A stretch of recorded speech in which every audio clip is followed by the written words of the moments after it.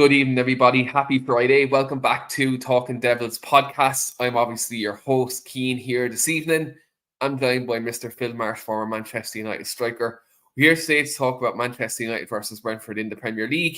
We're also going to talk about, briefly, we're going to chat about Chelsea last weekend and also the rumours circulating this week of a certain English striker come to break a Premier League record and potentially could be joining Man United, as the media would tell you this week.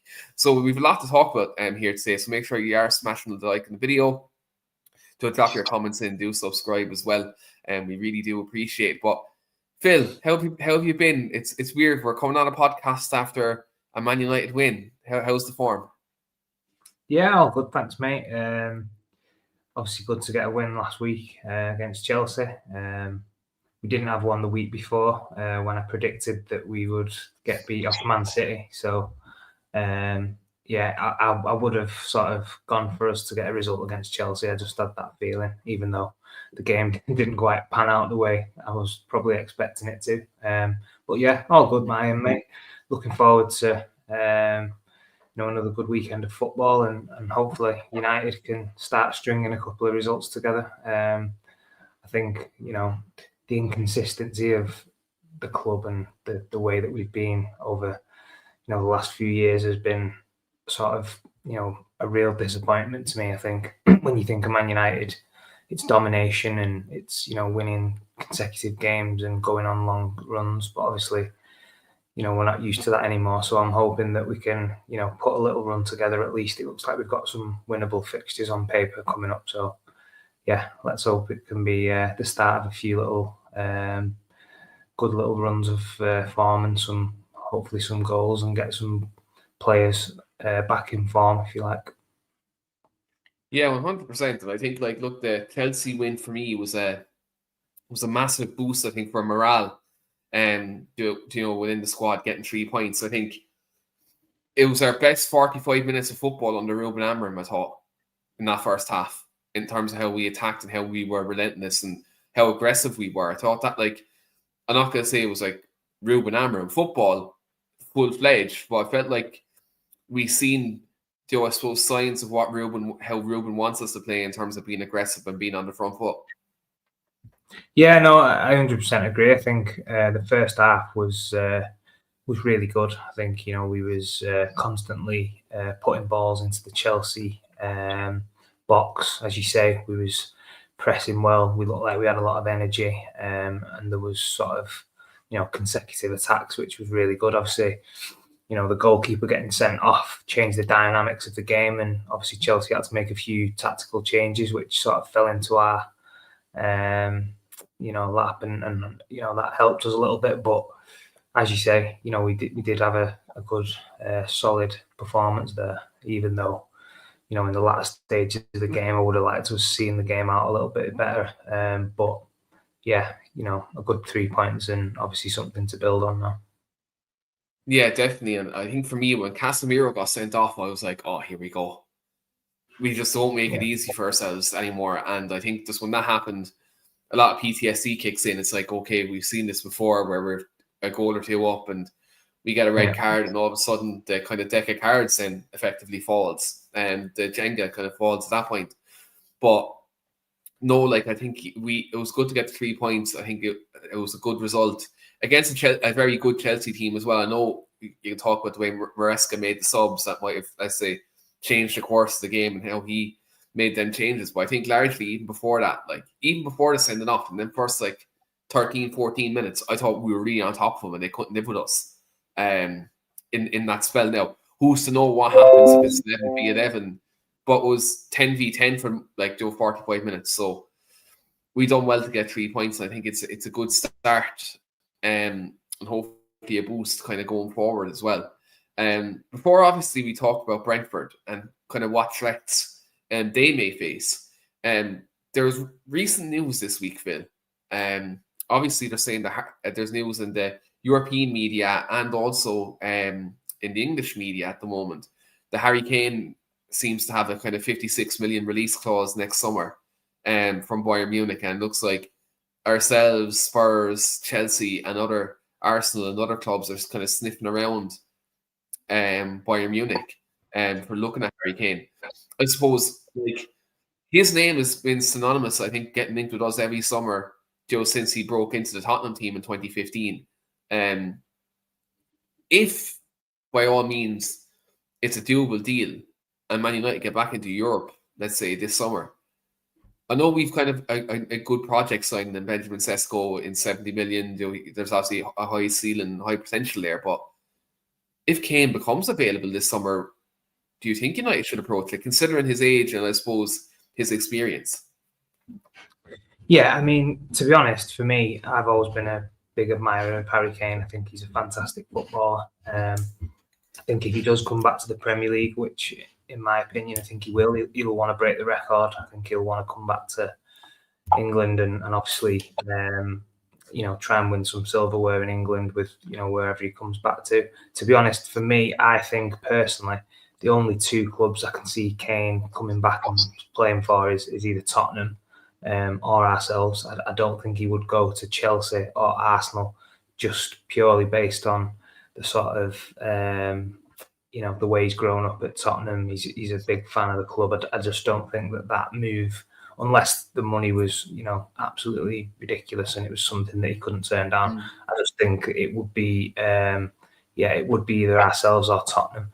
I would have 100% take Harry Kane. I think obviously before he went to Bayern Munich, I was, hoping that we could get that over the line with a couple of others at the time who I was really keen on getting through the door.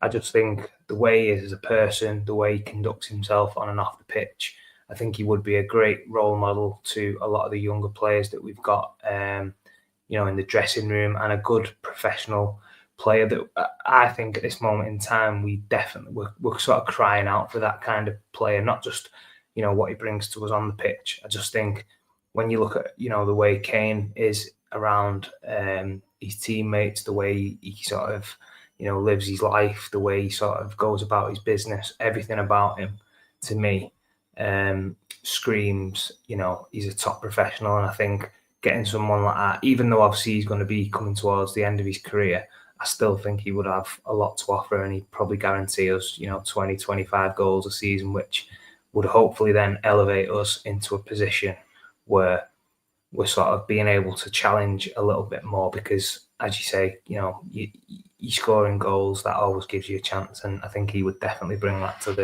the party if he did sign for us. Yeah, I look at it anyway, and I'm like, if he's available to get him, like, I know people are going to turn around and be like 56 million for a 33-year-old, but like 56 million on a 2-year deal, I think realistically you get good time out of him. I think with the younger squad that we have and the younger players we have in and around the squad, in and around the spine of the squad, they could do with an elder statesman in there who can actually, teach him a few things. I suppose even take his example of not even how he plays, Phil, but like how he trains, how he looks after himself. Do them little things, that like I feel like he could definitely be an example for the likes of a Sesko, or even like a Cheeto still at the club, players like that who can learn off him.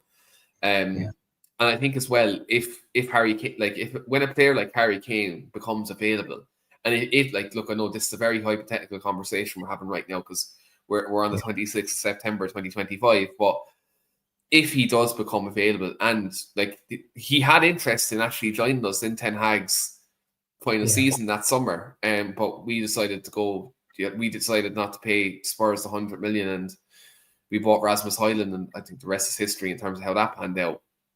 But a player like that, for me, and his quality, I'd love him to be at United. And you would know this more than me. I think he's a typical Sir Alex signing. Yeah. In terms of that. Yeah, 100%. I think to be fair, for me, it's a no-brainer. I think everything we've just touched on, what he would bring to the club, what he would bring to the dressing room, what he brings to you on the pitch, the goals. But I think as well for the way that we want to play, because Kane's quite a flexible player as well. Obviously, we've seen in his time at Tottenham, he had that good relationship with Son, where he was dropping into the pockets and playing balls in behind. I think we've got the players now that hopefully he could, build that relationship up with the likes of Mbeumo and Cunha and Ahmad and players who want to, penetrate and link up in the middle of the park. I think, for me, even though he is getting on, that quality still remains. And as I say, he's always going to be a goal threat. And for me, that is massively what we need at this moment in time. Obviously, we're still building, and we're still, not the finished article by any stretch. But when a striker becomes available who is, ticking all them boxes and is gonna, bring all these qualities, to the club, I just think, pay whatever it is and get him in the door. And even if it's only for a 2 or 3 year contract, we'll get, a good 2 years out of him. Hopefully, he can break the record in that time and score some goals and pick up some silverware. And I think that would be testament to, him, his career, and, hopefully he can, see us to bringing us back to where we want to be and sort of, getting back on track with, what a Man United team should and, will hopefully look like moving forward. And you know what, as well, especially with Bruno potentially going to Saudi next summer, I think losing his leadership, if you got Keane in, who actually has a similar, I know Bruno's been playing deeper this season because of the way Amram's playing, but like, let's say, to replace Bruno's range of passing creativity, Keane replaces that, I think, in terms of the way he passes and the way he links things. And also, as well, he replaces Bruno's output from goals. Now, it'll be replaced in a different way in terms of, like, from a positional sense. But I think his output, his leadership, Kane would come in and replace Bruno. I'd be honest, I think Bruno's destined to go to Saudi next year because it didn't happen this year. I think he's definitely going to go this summer coming. But if Kane did come in, I think he's the Bruno replacement there straight away. Like, yeah, well, as we've just touched on there, I think he's got a lot more to his game than just being a typical number 9. I think, as we said, we've seen him in previous times where he can drop in deep, he can play the balls in. He's got a great range of passing, and also he can get into the box and score goals. He's good at set pieces, and he's still playing full games. It's not like you have to manage his times. He's still a fit player. He's really reliable. He's never really injured. He's always wanting to play. He's always willing to step up, and when there's a big moment, he's the one who usually will deliver. So yeah, 100%. I think we are probably going to lose a couple of the bigger players that we've had over the course of the last few years, as you said, mentioned Bruno and maybe a couple of others. But if we can bring in, I think he's more than capable of ticking all them boxes and sort of being a real good addition to the squad for me.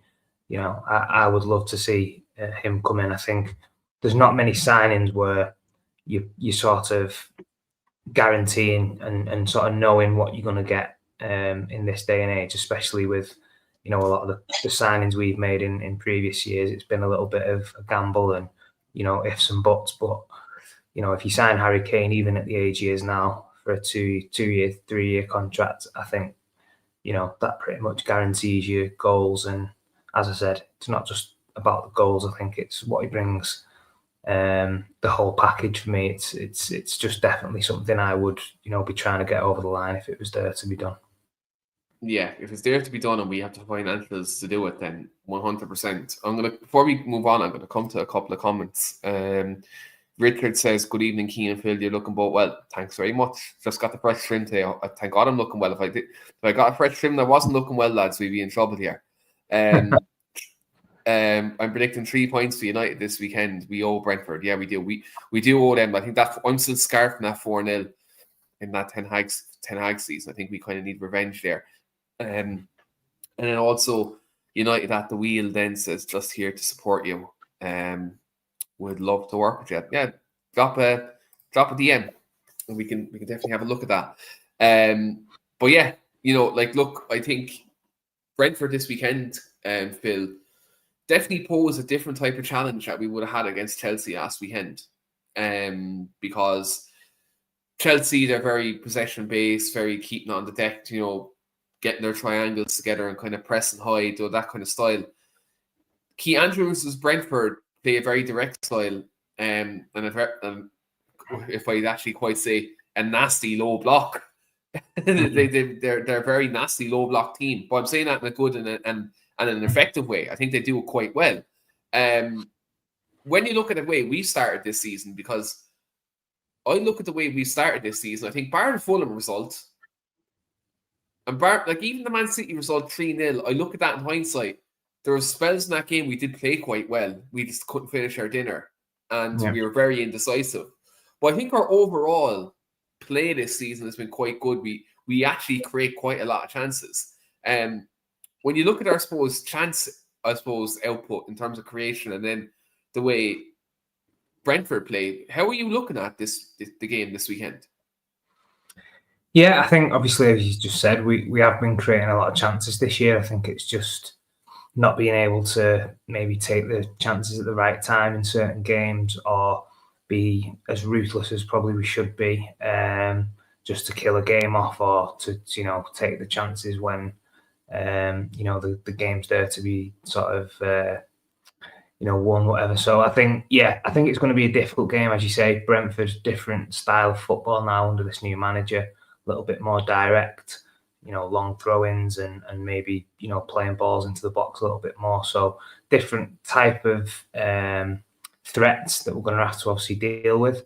I think obviously the defence have been generally quite good this year. And yeah, I'm just hoping that, we can, with obviously we've talked about the starting 11s. I'm hoping with, a couple of players who we've not had in the last couple of weeks coming back into the team, just giving us that little bit more quality in the final third to maybe just pick that right pass or make that right decision, just to, finally, start taking some of the chances and hopefully give us, that bit more of a cushion.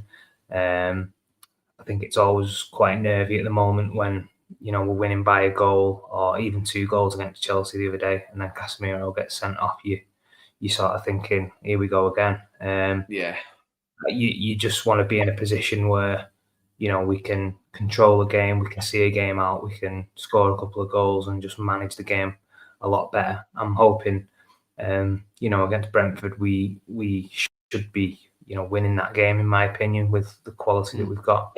And hopefully after the Chelsea game, that's a little bit more confidence into some of the players who were maybe, a little bit after the Man City results, and obviously a little bit of a up and down start with the Grimsby results and a couple of other games that haven't gone to plan.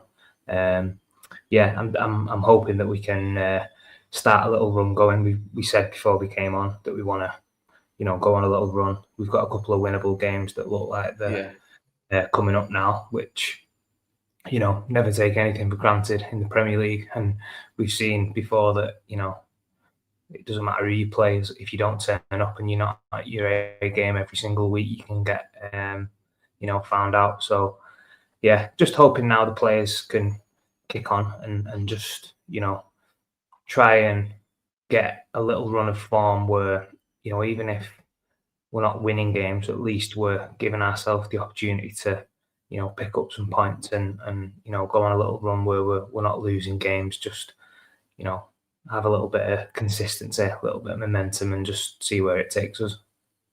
Yeah, 100%. United at the wheel, says Brentford, set piece merchants, could be a long day. Yeah, to be fair, like Andrews, when he was assistant manager of Ireland, he had us doing, we're doing it now as well, but he had us doing a lot of long throws, and we were very efficient from set pieces when he was the assistant manager for Ireland under Stephen Kenny. So he's after adapting that to I suppose, the way he sets up at Brentford as well.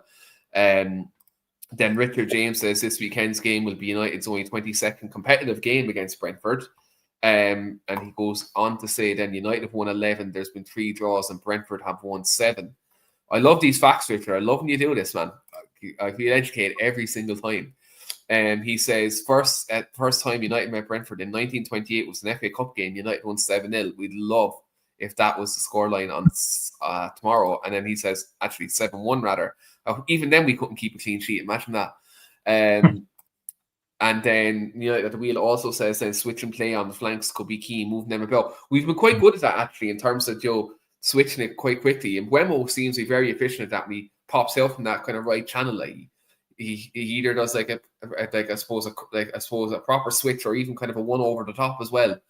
He does as well. It's quite good there. It'd be interesting to see who our wing backs are this weekend as well, because like the way I look at it, like with the couple of injuries, our hand might be forced to kind of move things around, and it could actually mess up our flow, but maybe it could go better as well. I've noticed we actually have a big viewership over on X as well.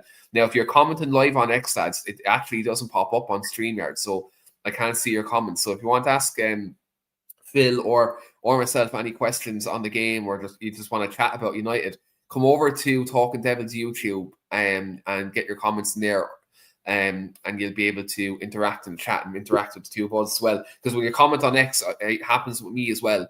The comments don't pop up for some strange reason. They used to back in the day, but StreamYard doesn't allow it anymore for some obscene reason. So if you want to interact with the both of us, come over to the YouTube channel, Talking Devils, and you'll get your comments in. It'll be good to get you involved in the chat. But yeah, like, look, I think it's one of them games, Phil, where I actually think it's a proper litmus test for this team, because I feel like we play well against teams who open up against us, and the players get really up for that. And I feel like this is the type of game where Brentford do have a low block. They're very hard to break down. They're very focused on set pieces, long throws, and things like that. And I feel like for me, this is one of them games where I really want to see what's made of these players, like what metal do they have there, like, because I think Brentford are going to try and make this a fight. Do you know what I mean? Yeah, I think in times gone by, we have struggled against teams like this who sort of, sit back and maybe make it more difficult to break down. I think when we've played against teams that maybe a little bit more expansive, we've sort of counter-attacked well and maybe had a little bit more joy. But yeah, no, I agree. I think these are the kind of games where obviously you've got to show a different side of you, and you've got to, win the battle, and you've got to be able to mix it, but then also have that bit of quality to break a team down and have courage, be able to take the ball in tight situations, give the ball to players who can, make that difference, and, give you that little bit of extra imagination, I think, in the final third, which, hopefully we've seen glimpses of that this season. And as you say, we have been creating a lot more chances. I think it's just now about hoping that, everything can fall into place. The relationships between the players can start to click a little bit more. And yeah, we can start, taking more of them chances. And it wouldn't surprise me if, in the next few weeks, we did sort of put a team to the sword and maybe scored 4 or 5 goals, because I think we're due, aren't we? We've sort of been knocking on the door. It's just not sort of happened yet. And I think, when that does eventually happen, hopefully it happens this weekend. But if not, I do think that kind of a result is not far off. And I'm hoping that then, that will then give, the team a lot more confidence, and hopefully the floodgates will open and we can start scoring a lot more goals on a frequent basis. Yeah, 100%. And I feel like for me as well, you can't keep, I suppose, I'm saying this in a positive way. Like, eventually, when you're creating these chances, eventually you're going to score. And I feel like we talked about this off air. It'd be good for Benjamin Sesko to get a goal this weekend, because you said it rightly. I think he could kick on, because he's had a couple of half chances where I haven't seen him have a proper gilt-edged chance where he can put it away now. So hopefully we can get plenty of service into the box against Brentford. It'd be interesting to see actually how his battle with Nathan Collins is going to be, because he's quite strong and good in the air as well. That's where he excels, and that's where Benjamin Sesko excels. So that's going to be a good battle, a good physical one as well. I'm really looking forward if Sesko starts. I know we've 2 different starting 11s, by the way. Usually we don't share our starting 11s with each other before it shows, but we're going to do something a bit different. Today with our starting 11 predictions. So we will test that out later on. But yeah, we just let you know in advance, guys. We've went 2 completely different 11s. He's went with the realistic choice, and I just went with my own warped starting 11. Richard actually has a comment as well. He says the only player to have played for both Manchester United and Brentford before Brian Mbeumo was Tom Manley in the 1950s. That's mad, isn't it? It's been that long since their play for both Brentford and Man United. Considering actually as well, you look at some of the players that came through their team in the Championship, especially with the way Ollie was recruiting I suppose in 2019 to 2022. He bought a couple of players from like the lower divisions and the Championship as well. So it's mad we didn't dip in for the likes of Ollie Watkins back then when Ollie Watkins was there.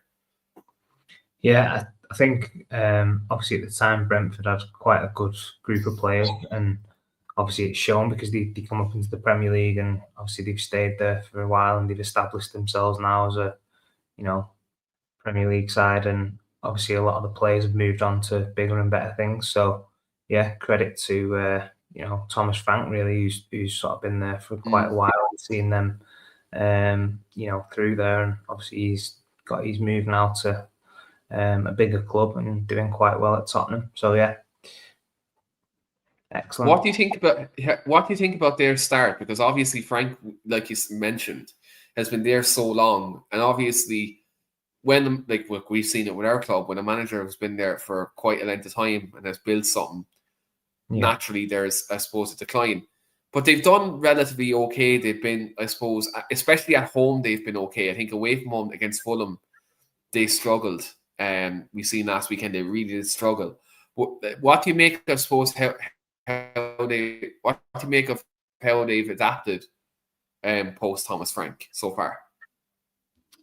I think obviously they've in terms of the results, they've probably not been as good as they probably would have wanted to, but I think they won't be. I don't think they'll be too worried just yet. I think the thing that's maybe put them in the position they are is that the three promoted clubs at this moment in time have all started better than most would have expected. Especially Sunderland, who are in the top half and doing really well. So yeah, I think it's always hard when you lose a manager that's been there for a lengthy period of time and everybody knows exactly what the roles are, how they play, what people's type of performances was the expectation of the club. And I think now it's a different style of football. It's a different manager who's coming in with a different mentality, a different style of play. He's brought in a couple of new players. He's brought in a little bit of experience with the likes of Henderson, etc. So it's going to take a little bit of time, I think, for them to sort of gel and sort of start to know each other's games and just to maybe fit into that new way of working. But I think Brentford, because of the way they've been in the Premier League for quite a while now, I think they'll be okay. I don't think it'll be a sort of top half finish for them this year, but I think they will end up sort of just being in and around, the bottom half. I had them. Yeah, I done the table prediction back in August. I was on the table prediction, and I put them 16th. Yeah, I was going to say I think maybe a realistic position for them would probably be like between 16th and maybe 14th this year. I think that would be my prediction on where they finish this year. I just think they've got maybe a little bit more experience and a little bit of quality that will just make them be all right for sort of survival this year. I don't think they'll be challenging for anything and maybe no cup runs or anything. But I think they'll just when a new manager who's been there. When you've replaced a manager that's been there for so long, it's really difficult to continue in that form and sort of hit the heights of previous seasons where he was doing really well and potentially challenging for European places. But no, I'm quietly confident they'll stay up. But yeah, it's a good opportunity for us to sort of play them at this moment in time because I think they're still finding their feet and obviously in a bit of a transitional period. So yeah, good time to play them and hopefully take advantage of that.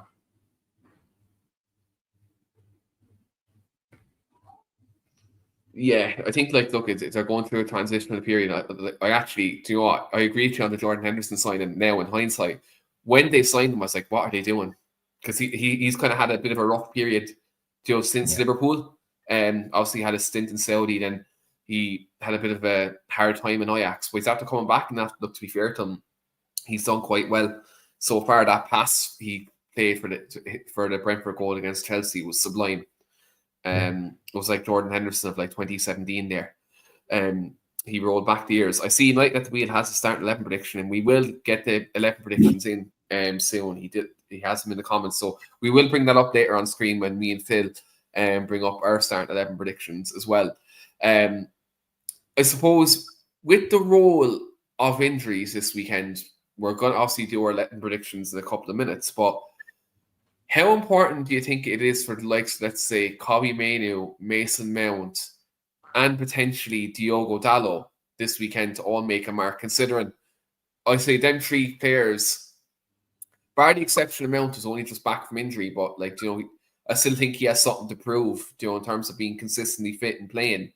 But looking at the likes of Dalot and Mainoo especially, how important do you think this weekend is to make a stamp, considering you've this weekend, you have Sunderland, and then we have the Scousers to after the international break? Yeah, 100%. I think them kind of players are sort of going to have to try and step in and take their opportunity if that's given to them. Obviously, I've been crying out for Mainoo to sort of be in the team for quite a while. I think this would be a good game for him to come in. Now, whether the manager does that or not, obviously I've picked my starting 11 and he wasn't in that, but I would love to see him play. I think Dalot will obviously be an enforced change because we've got a couple of injuries, so I think he will come into the side. And in my starting 11, I did go with Mason Mount. I think obviously coming back from an injury, but I think from the form that he was producing prior to his most recent injury, I think he was probably one of our best players this year. I think the manager really likes him, and obviously for his work rate and all the other things that he brings to the table, I think that this will be the type of game where the manager looks to him and sort of gives him the nod and just hopes he can give us that little bit more industry as well. And I did predict, obviously, Sesko to come on and maybe get the winner, which was me maybe thinking outside the box a little bit. But that was just my thoughts on how I thought the sort of lineup would go, and just reading into how we've played recently and potentially how the game might go. I thought we'd maybe start with Mount, maybe give him 45, 60 minutes, and then bring the likes of Sesko on, who's got the fresh legs when the defence is a little bit more tired, like your Collins and stuff, and maybe give him that chance to go and be the match winner and get his first goal and kickstart his season, really. Because I think, as we've said before, when he does get his first goal, Premier League goal, I think that might open the floodgates, if you like, and he might be able to go on a little bit of a run, which we would definitely need. So yeah, that was my thought process behind my team. Yeah, so just to look at the 11 here, for some reason it's not popping up on my computer screen, so I have to bring it up on my phone here while I'm on the show with you. So you went to Binder and goal, De Ligt, same back three as last weekend, De Ligt, Maguire, Shaw, then Diogo Dalot right wing back, midfield two of Ugarte and Bruno, and then Dorgu as the left back, and then the same front three that I actually think at the moment is probably our best front three at the minute. It's mad considering we pay 70 million for a striker, but Mbeumo, Cunha, and Mason Mount. So that's Phil's 11. So I can see I can see the logic in his 11 to a lot of high energy, high pressing, and obviously Brentford do have kind of a physical edge. So I think that 11 definitely gives us that. And with this Maguire and De Ligt in the same team, set pieces, I think it'd be good to have them two in the box, because the likes of Collins, Theo Adjar, and players like that who are quite good in the box for Brentford. Obviously having them two in, I think, is paramount this weekend. Right, I'm going to bring up my starting 11 here now. Phil, do you have any regrets about your 11? Do you think that's the way you think you're going to go? Were there any inclusions in your 11 you thought were interchangeable, or do you think that was kind of the best of what we have? Yeah, the only one I would have liked to see was probably Mainoo in for Ugarte, but I just think because of the way the manager is and obviously the type of team we're playing, I think that'll be a more safe option in terms of why I went for Ugarte. But yeah, if it was me, I would love to have seen Mainu maybe start in that position. And then, yeah, it'd probably be a coin toss between Mount and Sesko, because I don't know exactly, the sort of injury updates on Mason Mount, whether he's fit enough to start or whatever, and if he can maybe do a 60 minutes and have to come off. But yeah, I do think Amarin really likes Mount. And as I say, I think the type of game that we're going to be up against, I think he would maybe prefer Mount if he was, able to start the game. Yeah, if Mount's fit, he may start them. I didn't put him in my 11. Now, apologies for our viewers who are looking at this, because for some reason when I saved my 11, none of these players' visuals, their pictures didn't pop up. So if you're upset about the pictures not popping up, I do apologize. Blame FootMob for that one, or Lineup Projector, whatever the website's called. So I went with Lamins in goal. I feel like he should have started in goal last weekend when we didn't come up against a team who are efficient at set pieces. But now this is pure Man United. I'm thinking we're going to throw him in goal against a team that are nothing but Route 1 and set piece merchants and long throws. That we just don't do things the easy way in terms of like betting players in. But especially in goal anyway, we don't do it that way. I went to the back three then of Matthias de Ligt, Maguire and Lenny Yoro. I don't know how fit Diogo Dalot is, because I know he only went back training this week. So that was kind of part of my thought process. So Dorgu played a couple of games for his right wing back last season, and he played the majority of that position actually for Lecce in Serie A last season. So I've gone Dorgu right wing back. I've went Ugarte and Kobbie Mainoo in the middle of the park. I feel like that's probably our most balanced two as a pairing. But again, I don't think Ruben Amorim likes Kobbie, so it probably won't happen. But this is what I went for. I'm obsessed, obviously, with playing Luke Shaw left wing back. We're talking about delivering service into the strikers in the forward line. I've said this for the last 3 weeks on the podcast, and I'm going to keep saying it. He's probably the best delivery of all of our wing backs that we do have. Whether he has the legs to do it, I don't know. But with Yoro behind them, Yoro has pace to cover for some of Shaw's deficiencies there. So I'm going with Shaw left wing back. And now look, Amorim may go with Dalot. But I'm going to go with Shaw left wing back. Just, I think for Sesko, I think to hit the delivery into the box could be key for him to get the goal. And then I went to Brian Mbeumo, obviously, from the start. And then I went Bruno and Sesko. The reason why I've moved Bruno up one on Sesko, I feel like if Mount and Cunha are still coming back from injury, I'm thinking, does Amorim ease them in and then start them at home to Sunderland next week, the week before we play the Scousers? I'm thinking he may go with it that way. Again, this is me just being radical with these wing back shouts. It probably won't happen. If it does happen and we win, I will come on this podcast next week and say Amorim needs to be sacked and I need to get the job. But looking at it this way, I think Phil's lineup is probably the more realistic one. But I suppose I thought, look, we could try go with something different. But we'll see which lineup is closer tomorrow when that happens. I was going to come back to the comments because we've plenty of comments since I brought up the lineup. Richard said Dorgu has played well as of late. Ugarte not so much. Yeah, he's been quite poor, especially in that second half against City. He was really bad. I actually thought in the first half against City, Ugarte was exceptional in terms of like winning the ball back and breaking it up. But then second half, Jesus Christ Almighty. Chalk and cheese, wasn't it? Yeah, literally chalk and cheese. That's you used the best. I was trying to think of a way where I couldn't use profanity there, and you saved my backside there, Phil. Thanks very much. Richard says he'd go up mine line up, decent shout. Okay, maybe I'm not so radical. Maybe there is thought behind the madness. Richard says Cunha and Diallo to come on, yeah, but then Diallo obviously lost a family member today. Yes, obviously our condolences does go to Ahmad's family.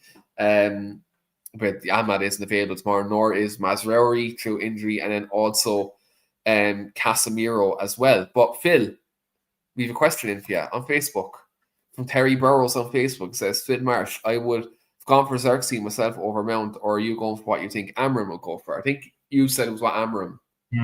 Yeah, no, it's a good shout, to be honest. I think Xerxes is a great shout, to be honest. I just went with what I think the manager would pick.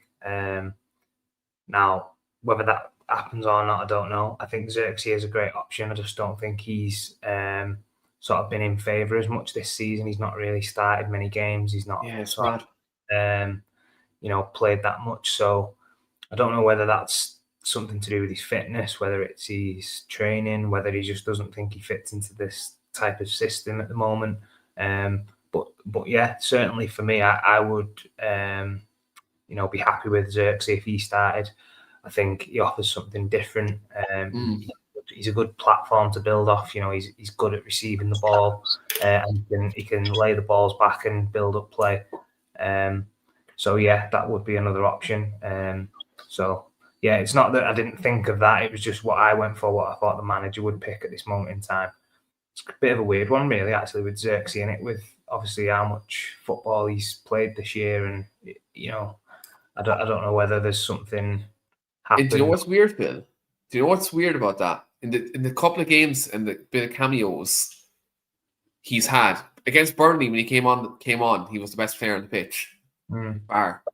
Against City when he had that, I know he only came on for like a small cameo. Even then, the second he came on, we were knitting things together. I think that's what he does very well. He brings others into play. Yeah. He's not necessarily a goal scorer. He'd probably be better as a number 10, probably. Yeah, I think that's his biggest strength. And I think, to be fair, once we've got everybody fully fit, I think, he would be someone who, I mean, I don't want to compare him to like a Firmino or something when Liverpool had the, two wide players, but I think he would be a good player who could come in and link the play, have someone who you can play off, who can play cute passes and, maybe play them balls in round the corner for you likes of Cunha and Mbeumo, who are going to make them penetrating runs. I think he has got that ability to do that. It's just for him at the moment, he's not sort of getting that continuity of games. I think obviously as a striker, as a forward and attacker, you don't play your best football when you're getting dipped in and out of the team. You need to be playing week in, week out. You need to get your sharpness. You need to, find your feet and be able to, build up them partnerships and relationships with the players. So I think even though he's coming on and doing a great job in his little cameo performances, I think for him, he'll be probably chomping at the bit really to be starting games and to be getting, good amounts of minutes on the pitch to show what he can do. And especially when we've got a fully fit team with the quality of players now that we've got in the attacking positions, I think that's when we will see sort of the best side of Joshua Xerxes. So yeah, it would be a good shout for him maybe to come on again in the game against Brentford and hopefully have a hand in some of the goals maybe in the second half. And do you know what I like about him as well is the way he takes on the half turn, and it just takes on the half turn, pops it off, and all of a sudden the transition is that bit quicker. Whereas I remember, I went to most of the Europa League games last season, and one thing he done very well, I know I don't like the man that he's gone now, but he done very well to bring the likes of Garnacho into play in the European games last year in transition. And the same thing you said there for like Cunha and Mbeumo, I think he would do very well linking up with the two of them. It's actually. I think it's just the manager at the moment, because he's got his favourites, if you like, and he's got his certain players that are playing in certain positions. I think Xerxes is one of them players at the minute who's falling into the category of just being a little bit unlucky because there's other players who are maybe slightly ahead of him in Amarin's pecking order. I think Mainoo's another one who, for me, should be playing, but because other players are getting the nod maybe ahead of him, he's not getting as much opportunities and enough minutes that he probably needs to show his best form. As I said, it's really difficult when you're a player that's only getting little cameos here, 10, 15 minutes here, maybe playing in the cup games every now and again when they come around. It's really difficult to try and come on, influence a game and be on the top of your game when you're not really getting that, constant match fitness, constant run of games where you can find your feet and really build up them partnerships with the likes of some of these new additions we've brought in the summer. So yeah, it's an interesting one. I think as the season goes on, I'm hoping he will get his opportunity to try and get a couple of games in, a run of games, where he can show the manager what he can do. But But yeah, at this moment in time, he's just maybe a little bit out of favour, and we'll have to maybe bide his time to get that opportunity. Yeah, as well. I think it's a pity he got knocked out of the Carabao Cup so early as well, because I think that would have been a decent platform for him to maybe get a couple of games. Yeah. As well, I think with one game a week now, it's very competitive with I suppose with the size of the squad we have now. It's going to be very competitive for players to kind of get into the team and get a run of games. So, look, he's going to have to train well, and then when he gets his minutes in the Premier League, he's going to have to take his chance. I think that's I suppose the most important thing for him is take his chance when he gets it. And before we get score predictions, Phil, I'd be remiss if I didn't mention, obviously, Marcus Rashford. I know technically he's not at the club at the moment, but he is out on loan. It looks like he's performing quite well at Barcelona at the moment. When I suppose the question I need to ask here is, because obviously you were at the club and you were at the club with a very big winning mentality and you've seen the culture within the club. The question I have is, I look at players like Rashford performing now. I look at McTominay leaving and performing. Rasmus is even scoring goals for Napoli. Why is it, do you think, players don't perform for Man United, but then they go elsewhere, like in Europe, or even maybe to other clubs, maybe in the Premier League, and they perform at them clubs, but at Man United, it's a different ball game. Why do you think that is with some of these players? That it's working for some, and then it isn't working for others. Then when they're at United, like, what do you think that's down to? Honestly, I just think it's a combination of probably two or three things. I think first and foremost, I mean, I wouldn't tarnish all the players with this same comment I'm going to make, but I think the first thing I would say is the weight and the magnitude of playing for Manchester United is far greater than a lot of people take credit for. I think the pressure that you're under, the scrutiny of obviously playing for the club is always a big weight to bear. So I think when you do go to another club, you probably feel like a massive weight's been lifted, and you sort of the pressure's not as much. You can sort of express yourself a little bit better, which is mad, really, because I think the best players, and obviously when I was at the club, you want to play for the best team, you want to be at the biggest club, and you want to express yourself and do it on the biggest stage. But for whatever reason, I think, it's not just been them, it's been, proven in sort of, the last 10 years, the amount of signings we've made who've come with massive reputations and not hit the heights because of that particular reason. For me, I think the actual weight of the shirt and the expectation and sort of players just not basically wanting to work hard to sort of get through that patch where you need to go that extra mile and work a bit harder and do things to just finally see the fruits of what you can do. Also, I think a little bit comes into it is sort of the style of play. So certain players maybe wasn't playing in the positions that they've maybe gone on to be playing in now, or been given that license to maybe do what they're doing. I'm thinking of maybe McTominay in that sense there, where now he's sort of playing a lot more further forward. He's breaking into the box, he's scoring goals, he's doing what he always did, which is work hard and sort of break up the play. He's a box-to-box midfielder. I think under Conte, I think that he's basically just given him the confidence to go out and basically do what he wants and just express himself. And obviously that gives a player so much more confidence and just gives you that freedom to enjoy your football. And I think what else has happened with him is, because of the way he is as a person, the way he conducts himself, the way he is on the pitch in Italy, the fans absolutely love him. I think he's like a cult hero there now, and straight away, obviously that gives you that extra boost that you might need, especially when you go to a new club. If straight away the fans are straight on side with you and you score on goals and you straight off the bat and you win the league, then it doesn't really get much better than that. So yeah, it's a few things really. It's hard because, as I say, when I compare my time at the club and when players were coming into the club, into the environment that I was involved in, it was pretty much impossible for you not to sort of buy into that and just fall into the infectious way of, the way the club was being run and how, players conducted themselves, the standards, the sort of culture at the club. I think now, because obviously, the way it is and sort of all the other distractions that are involved of football, it just feels to me like a lot of players aren't, and it's wrong to say and it's bad, but I think a lot of players aren't as dedicated and aren't as committed to the cause as when I was there, which is crazy really to think, but I think that is a big part of the modern day game. I think a lot of players now, because there's so much else going on, the money's ridiculous, the player power, there's agents, there's this, there's that.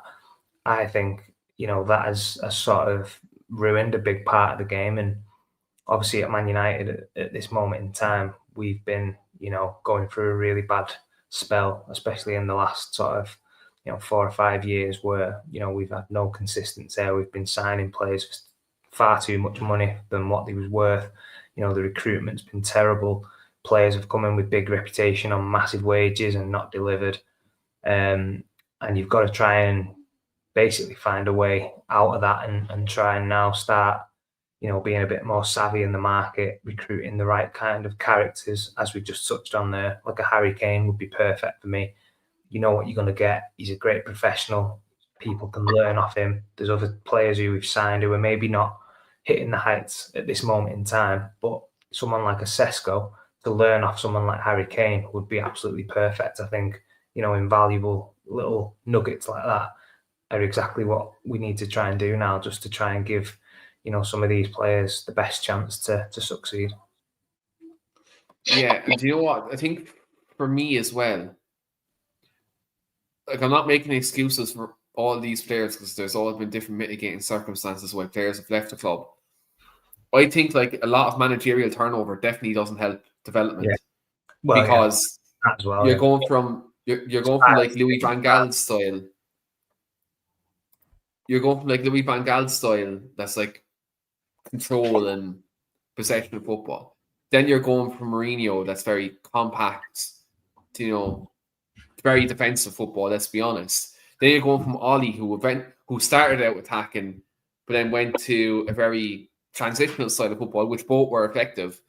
Then you go to Eric Ten Hag. It started off with Ajax football. Then he went from counter-attacking football. Then he went to, the only way I can describe it is basketball. Yeah. Like, development-wise, that's definitely not going to help a player, is it? Like, no, I think that's another great point. Obviously, my time at the club, I only was there for the 10 years, and it was Sir Alex Ferguson. So everybody knew the style of play, knew the sort of expectations, and that never changed from day dot for me.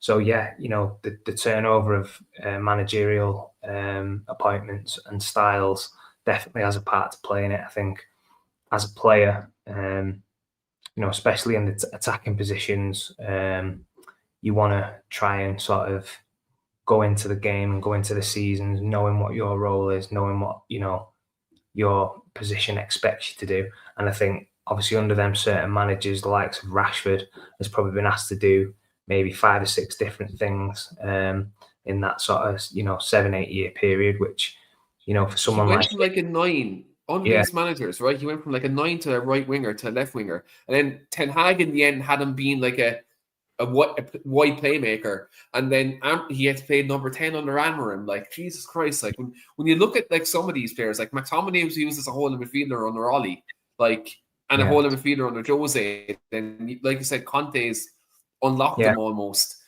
It like some of that. I think you're right. I think the commitment is definitely an issue for some players. I think environment definitely doesn't help. Managerial turnover doesn't help. I think there's so many mitigating factors to why a lot of these players have actually failed at the club, Yeah. But what I will say is I think in terms of as a professional, as a footballer, professional footballer, regardless of, what the manager wants you to do, what kind of formation it is, what you're being asked to play out a position. I think regardless of all that, if you're a professional footballer with the right mindset and you are in the right frame of mind where, whatever you're asked for, you'll do it, which is what all the players were in my time at the club. You'd just get on with it and you would, make it work. You'd use your own, creativity to perform and get a sort of, way of working that out so that you was still affecting the game, still having an impact, still being able to, produce and perform to the level that was asked of you. I think it's too easy nowadays for players to maybe sulk or moan or, blame something like a blame culture of, oh, it's this, it's that, it's, that really, is just a bit of a, get out of jail free card for me. I think, if you're a player who believes in your ability and you're man enough to take that responsibility on, which you should do, as I say, you should be able to find a way of making it work and being able to, find that solution of, how to get the best out of you. Where I think, a lot of players nowadays will, unfortunately, use it as a negative rather than a positive. I think if a manager trusts you to play in a certain position, that'd be enough for me. I was just happy whenever I was picked for Man United, whether it was left back, right wing, up front, in net. I would have played, no questions asked. I would have played a give 100%, and I would have, gone out there with the mentality I'm going to try and be as good as I can be. I think nowadays, because of the player power, because of the money, because of X, Y, and Z, too many players are giving poor performances or coming across as though they're not bothered, and sort of blaming that then on either the manager, the formation, the position, whatever it is, and that to me isn't good enough. If you're being asked to do a job for the team or you're being asked to play a particular role, you respect that decision. You might not like it, I get that, and you might not feel like that's your best position, but that's what you're being asked to do as a professional footballer, and you still perform to the best of your ability. You give 100%, and eventually things will fall into place. I think nowadays there's just too much of that where players don't want to work for it and grind and do a job and prove a point. I think, do you know what, that's the main thing for me. Like, if I ever got not dropped, if I ever got maybe played in a different position to where I thought my best position was, I wouldn't use that as a negative. I would use that as a positive. And I'd say, right, well, I'll prove to you how good I am in this position, but then I'll also make sure that that I'm fighting to get back into the position I want to get by showing you the right attitude, that I'm going to still give 100%. I'm going to still work hard for the team. I'm going to do everything you ask for me. I'm going to, put a shift in. I'm going to do everything to not give any excuses, because then the manager, if you just sort of toss it off and think, oh, well, I'm not playing in my position that I want to be playing, and your attitude stinks and you just, strutting around and you're giving the sort of negative attitude, then that's never going to be a winning mentality where the manager's going to trust you to go back into your position and play. It's just a sort of never-ending cycle then, where you're just going to sort of be fighting against the manager, and there's only ever going to be one winner. Hence, I think that's obviously why, in the end, Rashford has ended up sort of moving on, because I think he thought he was maybe bigger than what he was at the time, because he'd had that really good season, he'd signed his new contract, he'd gone into that little bit of a comfort zone, and his performances started to dip. The manager was sort of maybe asking him for a little bit more, getting into his ear, he's turning up late, he's doing little things like that. He's going away and going out when he shouldn't be. And then before you know it, he's in a mindset of, all right, he doesn't fancy me now, but I've already signed my contract, so I'm not bothered. And that, you know what I mean? That's where it's a toxic, that creates a toxic environment then within the dressing room. And I think, to be fair, the manager dealt with it really well. There was only ever going to be one winner. He had to get him out of the club for the good of everybody else, because I think, when you've got a situation like that and it's daily and it's ongoing and it's brewing and there's all that kind of stuff, it's no good for anybody. So I'm not surprised that he's gone to Barcelona and his performances have started to improve. And that's purely based on, because we always knew he was a great player. I think he always had it in his locker. Like, Marcus just needed to be in a team where he maybe, felt loved, was playing on his, preferred position, was playing in a team that sort of suited him in terms of the style. Hansi Flick's style. I think Hansi Flick's direct, quick style sluicing down to the ground. Yeah. So I think all that sort of fell into place for him, and now he's sort of showing what he can do. And again, that shouldn't be the case of where a player has to be put into a position where he's leaving his boyhood club that he loves and that he's supported and that he's been a fantastic servant for, all because his attitude wasn't right and that he's fell out of favour a little bit and then he's spat the dummy out and threw the toys out the pram. I think you look at Bruno, Phil. I think Bruno's probably the perfect example of Bruno's played out wide. He's played in deep midfield. He's played like your right wing, false 9, number 10. And every time he shows out, I think that's where the difference is. That's the attitude that you need because, listen, Bruno's not played great every week. And he's not been, on the top of his game in certain positions when he's played out of position. But you wouldn't see him, moaning or pulling his face. He'd always do a job for the team. And I think as a supporter, which is a massive part of it, as a supporter of a football club with the magnitude of Man United, if you see a player who's, giving 100% every single week, regardless of where he's playing, and he's got the right attitude and he's trying to, encourage and support and be a good member of the squad, then you'd take that all day. You wouldn't have a bad word to say about him because you can't. There's nothing. You can't criticise someone for not playing as well as they would in a different position, but still putting a shift in. You can't criticise someone because they're showing the attitude, they're showing the willingness, they're showing that they want to play regardless of where it is in the team. When you see someone walking around and, huffing and puffing, the body language stinks because they're not maybe playing in a position that they want to, that's a completely different kettle of fish. As a supporter, you're entitled then to slate them, give them stick, whatever it is, because that's not acceptable. Do you know what I mean? As a player, regardless of where you're playing and what you're doing, there's some non-negotiables. There's an obligation to at least try your hardest, and then whatever happens after that happens. I think that's what that is. But on that, we're talking about trying our hardest. We better hope that United play like they mean it tomorrow. Joe at the G-Tech at Brentford tomorrow. I accidentally leaked the score predictions, like Samuel Luckhurst leaks news sometimes. So I do apologise about that. I have my score prediction down. I've taken the liberty of doing these score prediction for him as well. Phil, just to actually let people know in our last score predictions, Phil was the only one to get the result right. In the last score predictions, Phil predicted, unfortunately, a Man City win. We didn't do a podcast for the Chelsea game last week, so we're basing off the previous podcast before that. I stupidly went with a Man United win. Obviously, I lost. And Lee went to the draw. Obviously, not a draw. So Phil gets 2 points for the correct result. I get 0. And Lee gets 0. So I believe we're at 5-4-4. I'm only a point ahead. And I'm only scraping that point because I got a correct scoreline. So I'm in trouble, I think, after this weekend. I'm back in the mix now. Even though, to be honest, I don't know if you remember me saying, I did say I think we would lose 3-0, which would have been a correct result. You said it before the pod, yeah.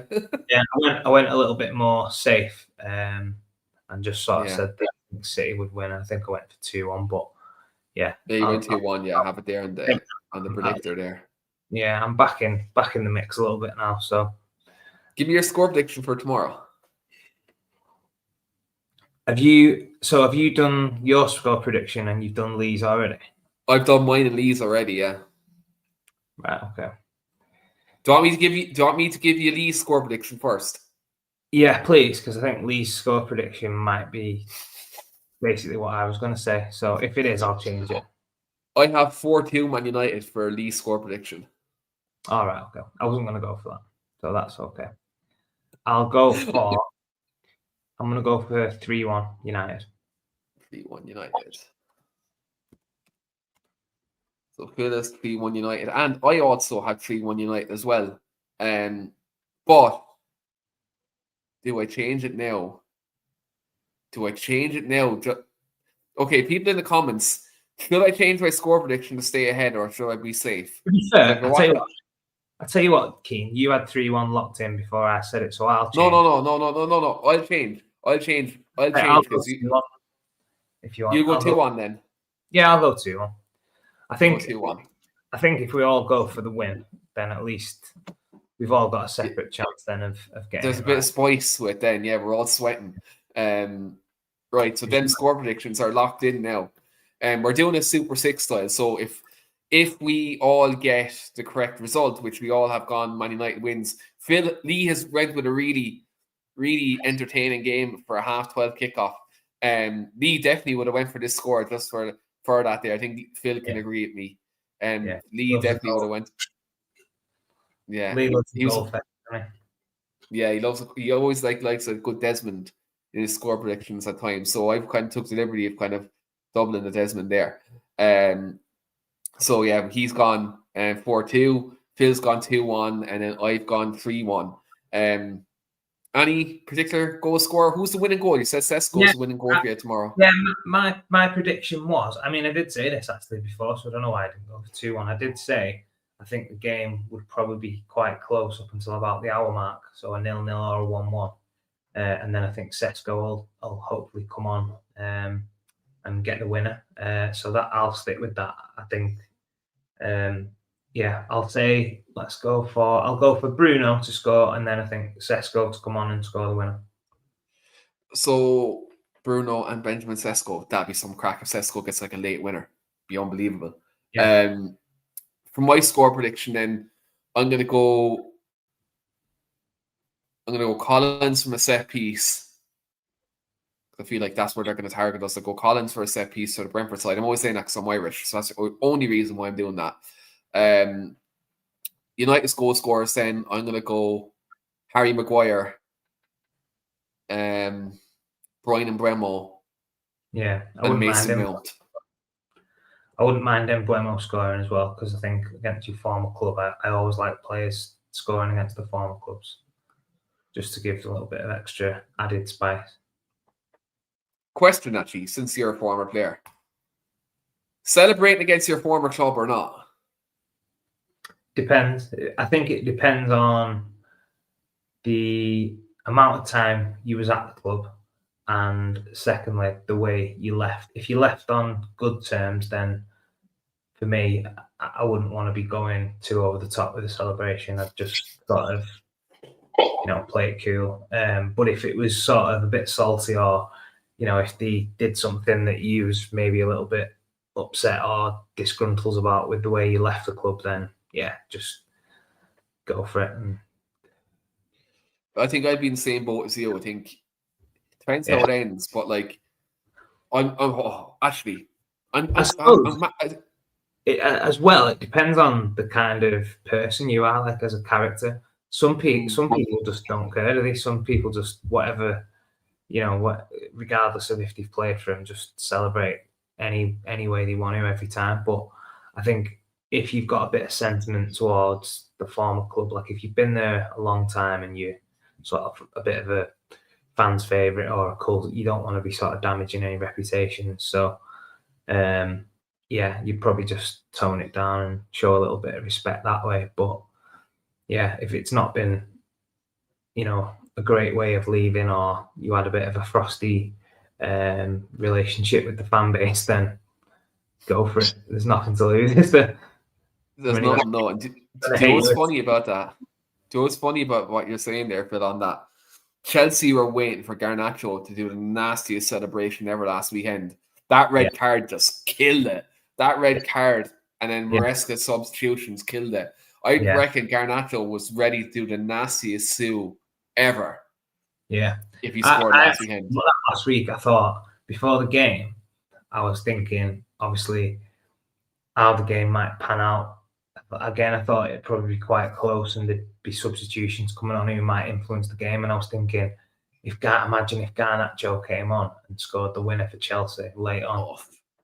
It'd be absolute carnage, because he got a hell of a reception, didn't he? I think he was expecting a different sort of, when he came back, I think he was expecting a different type of reception to what he got. But he would have definitely, gave it beans if he'd have scored the winner. Definitely. I think a sight to see that. I wouldn't have liked to have, been him getting out of the ground after that. Yeah, definitely, especially if he's done it in front of the Red Army here, he probably would have had a bit of trouble afterwards. But yeah, I'm all for it. It depends. Like I said, it depends on the situation. Like I remember when Cristiano scored against us in the Champions League, his first return, he was very apologetic, a bit too apologetic actually. When he scored, I remember Rooney then when he went to Goodison Park, he got to crest and he kissed the crest towards his boyhood club. I don't know why he done that. You would have been in the squad with Wayne at that time as well. Was that pre-planned or was he just wound up by the Everton fans? Or? Yeah, no, I think it was just he was wound up. I think when he went back and the reputation, obviously from when he was there, I think the reception he got probably just made his blood bubble a little bit, and not that Wayne had any encouragement with stuff like that. I think obviously he was an emotional guy, so yeah, I think that probably just played a part in the celebration. I think he's obviously a big Everton fan. He loves the club, but I think at certain times, if people rub you up the wrong way and you're quite a volatile character, which Wayne was, things are going to happen. So yeah, I think he's the type of character where he's not bothered what anyone thinks. He'll just do whatever he wants to do and face the consequences. But let his football do the talking. I think he was absolutely amazing player. So I think regardless of what you think of him as a person, I think as a footballer, there's not anybody really who can doubt what he's done in the game and what he was like as a player. I think for me, probably if not the best English player we've produced in terms of all-round player, and obviously what he's done in the game. One of English youngest ever players. He's top scorer for Man United. He's won everything. So yeah, absolute legend of the game for me. Underrated, very underrated. In fact, I think I don't think he gets the credit maybe he deserves. Maybe he's a little bit underappreciated. But for me, one of the best players I was able to play with, and obviously to witness firsthand what he could do with the ball, and obviously the strength and the power of such a young kid, really, when he broke onto the scene was insane, really, to be playing against the players and the defenders that were back in the day. Like, obviously, different type of game to what it is now. I think, obviously, especially when he was first breaking into the first team and obviously, coming onto the scene, it was, amazing, really, to see how he adapted so quickly to playing in a man's game, when he was only sort of, 16, 17 years of age. And incredible, really, and sort of have the career he has, and to do it over that, longevity is amazing. So yeah, hats off to Wayne, and as I say, he wouldn't shy away from celebrating a goal. Yeah, he was nuts, and imagine he played now. The amount I think Well, people talk about Mbappe and like Lamine Yamal and all these type of players. If young Wayne Rooney was playing this game now, there's no one touching him, and that's the thing. Like now, in the modern game, like it's sad, really, that I feel like there's not gonna ever be like another Wayne Rooney type of thing, which there will be eventually, but because of the way the game's gone and obviously how the styles have changed, like obviously there's the formations now. We don't have like a 4-4-2, or we don't have like a strike partnership like we used to see with York and Cole, and wingers crossing balls in, and having a maverick like Rooney coming onto the scene and just having no fear to do anything and just flying to tackles and whatever. That for me nowadays, like imagine having Wayne Rooney in our team now. I think him alone would transform us to being a average team at this moment in time into a top four side 100%, because of just the way Rooney is. He would just galvanise the full team, the full fan base, he'd just you can't not roll along with somebody like that, because he just wouldn't accept anything less. And he's just such a top player. I think he would just bring out the best in everybody else. Yeah, exactly. And imagine defenders nowadays trying to defend on the halfway line against Wayne Rooney. No thanks. I think that's what they'd be saying. No thanks. Definitely, mate. Definitely. On that note, I'm going to wrap it up there from now. I think that's the best way to end the podcast, reminiscing on Wayne Mark Rooney, the greatest player to ever play in the Premier League. Definitely from an English perspective, I know there's definitely arguments with Thierry Henry and Cristiano Ronaldo, etc. But I think Wayne Rooney is definitely in that conversation. Definitely 100%. But we would wrap up there. Obviously, do check out the podcast here on the audio platforms if you're watching on YouTube. And also do make sure to smash like the video and subscribe to the channel as well. We will be back next week with hopefully another 3 points, and we'll be looking ahead to the Sunderland game, and we will be talking all the latest Manchester United news as well. And do obviously give Phil a follow on Twitter as well. His Twitter handle is there as well if you want to interact with Phil there as well. But on that note, guys, so thanks very much everyone for watching, and we'll see you next week.